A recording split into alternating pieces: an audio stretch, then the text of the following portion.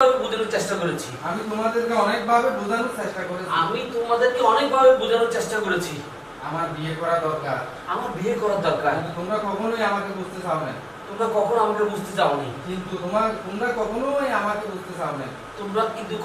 বুঝতে চাও না। তাই আমি চাইছিলাম মিরাজের বউকে কিছু একটা করতে। কিছু করতে। তবে আমি তার সাথে খারাপ কিছুই করতাম না।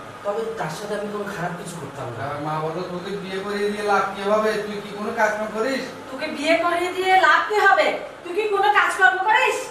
তোকে বিয়ে করিয়ে দিলে তো তোর বউকে আমাদের ঘাড়ের উপর নিতে হবে। তোকে বিয়ে করিয়ে দিলে তো তোর বউকে আমাদের ঘাড়ের উপর নিতে হবে। এবার বলো, মা আমি আজকের পর বাহার হবে। মা আমি আজকের পর সব কাজ কাম করবো, তোমরা আমাকে একটা বিয়ে করিয়ে দাও।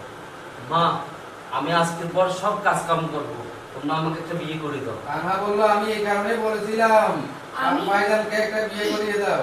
আমি এই কারণেই বলেছিলাম ভাইজানকে একটা বিয়ে করিয়ে দাও। সিরাজ বলতেছে আবার আমরা আগামীকালই ভাইয়ের জন্য বউ দেখতে যাবো। কিন্তু ভাইয়া তুমি আমার বউর দিকে এভাবে খারাপ নজর দিও। তুমি লুচ্ছার কাতার করে গেছো। একটা বদমাশ। তোমার ভ্যান খুলে রাস্তা রাস্তা ঘুরানো দরকার। তোমার ভ্যান খুলে রাস্তায় রাস্তায় ঘোরানো দরকার। সম্মানিত ভিউয়ার্স, দেখতে যাবে